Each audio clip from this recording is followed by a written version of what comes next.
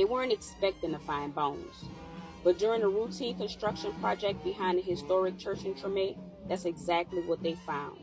Human remains, buried just beneath the surface, with no headstones, no names, just bones.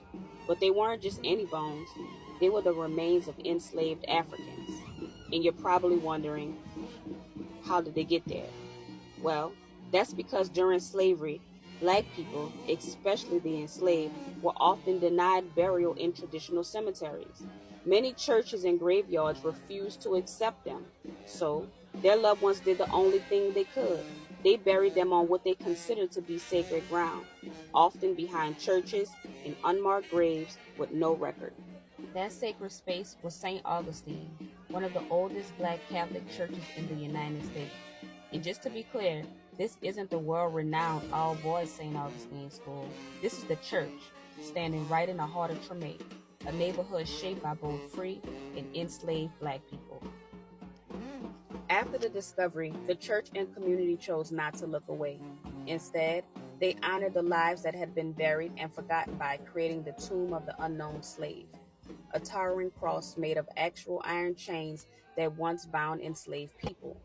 These aren't symbolic replicas. These are real. Real chains reclaimed and reformed into something sacred, a memorial, a reckoning, a reminder.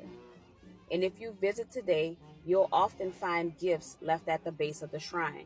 Things like beads, flowers, shells, coins, and candles. That's not random. In New Orleans, we honor the dead through a ritual. We leave offerings as a gesture of love and respect, drawing from both African spiritual traditions and Catholic devotion. It's the way we say, we remember you, we honor you, and we carry your spirit forward.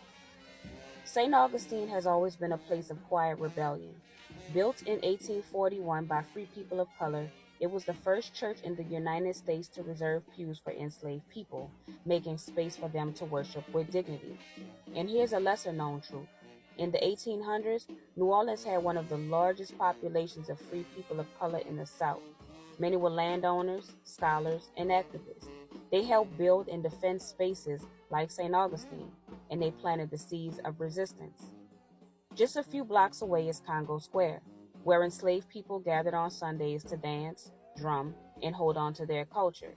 That rhythm will become jazz. That spirit still lives in the bones of this city. The unknown slaves buried behind St. Augustine may never have names, but their memory will forever live on.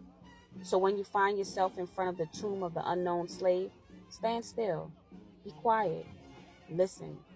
These chains may no longer bind, but they still speak, and it's up to us to hear them. Black history isn't hidden, it's buried, and it's our job to dig it up. Remember to like, comment, and share, and follow me for more stories that they don't put in your textbooks.